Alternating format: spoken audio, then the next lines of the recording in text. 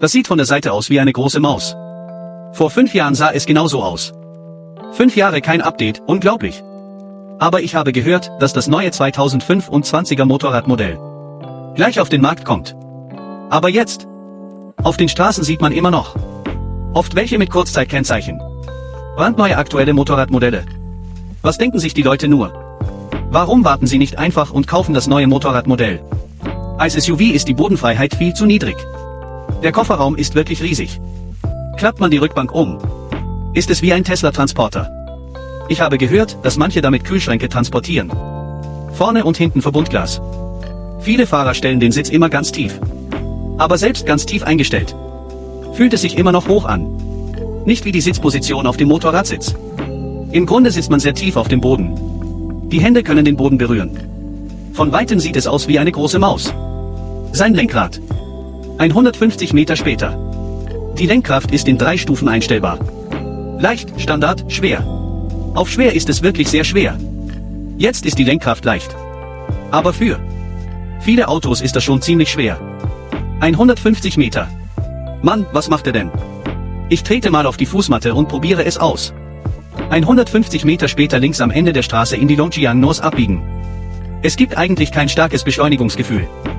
Wenn man mit so einem Dieselmotor wie dem eines Geländewagens wäre man sofort weggeflogen. Wir nähern uns einer Brücke. 1 Kilometer lang. Den Fahrassistenten einschalten und ausprobieren. Ich schaue mir erstmal diese Autobahn an. Unser Land baut Brücken. 500 Meter lang. Fährt er oder fährst du? Wenn er fährt, bekommt er einen Juwel. Diese ganzen Bum-Bum-Geräusche. So entspannt und warm. Nach 500 Metern rechts vorne auf die Auffahrt. Bitte benutzen Sie die rechte Spur.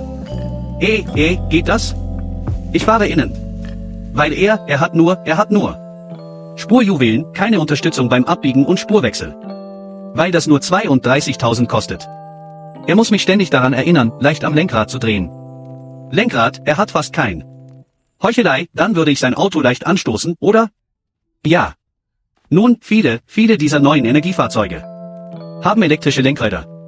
Du musst es nur festhalten. Ich sagte, es fährt sich gut. So wie diese schlechten Kurven. Sehr eigenwillig. Du kannst auch schnell fahren. Es geht. Das ist dieses unbequeme Gefühl beim Sitzen. Es fährt sich sehr komfortabel, das meine ich. Dieses Lenkrad liegt sich auch sehr gut in der Hand. Es ist klein, aber ziemlich dick.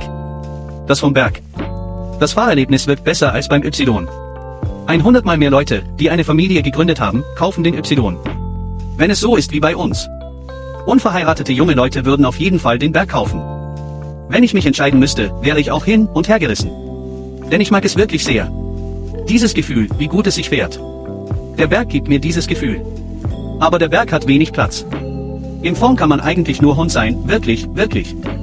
Vorher hatte ich einen Kommilitonen. Er ist 1,80 groß und saß hinten. Wurde er die ganze Zeit beschimpft und angeschrien. Er konnte den Kopf nicht einmal heben.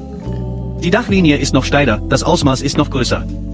Im Grunde, wenn du 1,80 oder größer bist und hinten sitzt, stößt dein Kopf direkt gegen die Scheibe.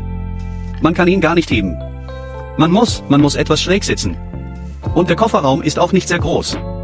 Dieser Y hat wirklich viel Platz im Fond. Der Kofferraum ist auch sehr geräumig. Aber wenn man mit diesem Auto einen Roadtrip machen will, wenn man den Aufnahmemodus einschaltet, ist der Y für die Durchfahrt der ersten Sperre sehr geeignet. Aber der 3R nicht. Der 3R hat zu wenig Platz. Man kann da drin einfach nichts machen. Viele Leute. Diese VIP-Selbstfahrertour bleiben nicht mal in Hotels, sondern schlafen direkt im Auto. Ich finde, dass der Motorroller nur für solche Städte geeignet ist. Auf solchen asphaltierten Straßen fahren kann. Wenn du auf solche, wie ländliche, holprige Straßen fährst, ist das etwas anderes. Gerade eben dort vorne an der Straße. Vorhin, da ist er über so einen Hügel gefahren. Der Anlauf war sehr stark. Schau, der Anlauf war sehr stark. Das hat nichts mit uns zu tun. Fahr auf der ganz rechten Spur. Endlich auf der Steigung. Ja, das Problem ist, dass das Auto vorher, welches ich gefahren bin, sehr weich war.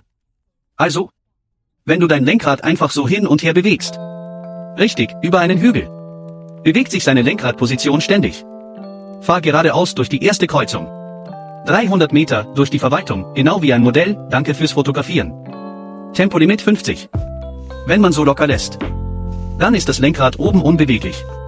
Wenn es ein Problem ist, Wird er das Pferd fallen lassen, es wird schaukeln und schwanken. So eine Zementstraße. Die Straßen in St. Joe sind so, ein Hopser hier, ein Hopser da. Und die kaputten Straßen sind verstopft. Diese holprigen. Die Stadtstraßen sind alle so geworden. Dann so viele Batterien auf dem Land. Diese Navigation ist wirklich schrecklich. Ich muss so viel abbiegen. Wenn es wie bei BMW ist der zentrale Bildschirm hier. Dann siehst du die Karte von darin, die Zuglinie. Das Video ist nicht so viel geschlossen. Ich muss nur meine Augen wegschweifen, um das zu sehen. Ich kann es mit einem Blick nicht sehen. Du musst deinen Kopf drehen, um es zu sehen.